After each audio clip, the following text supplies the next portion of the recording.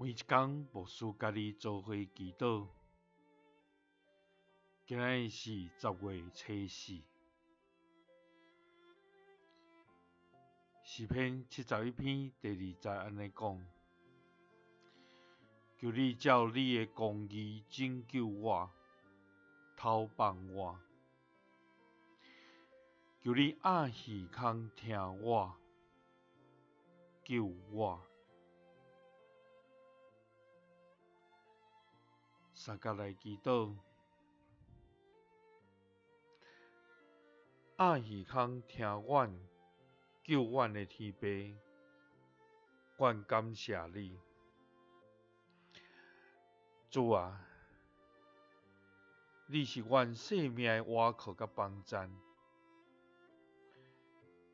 你是阮的仰望甲顶牌。对阮未出母胎，你就扶持阮；对阮少年的时，你就引带阮；对阮壮年的时，你就坚固阮；到阮年老的时，你无放杀阮。主啊，就伫阮溃烂衰烂的时，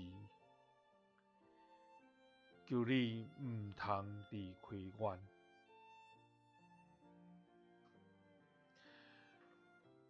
主啊，阮的对敌议论阮，当等要害阮性命的人在参详，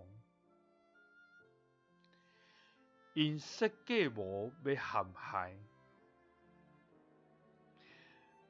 要互阮跋倒爬袂起来。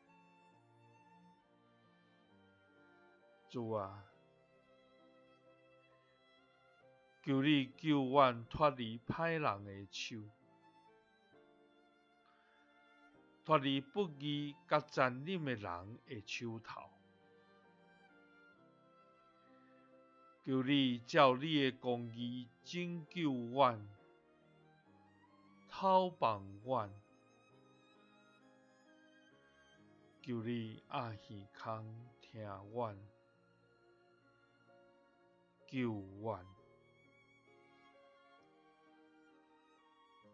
祈祷是奉主耶稣基督的圣名，阿们。愿主帮助咱，每时每一刻，拢专心来到伊的面前，来倚靠伊，求叫伊的名，伊就要听咱，救咱。耶稣听你，赐你平安。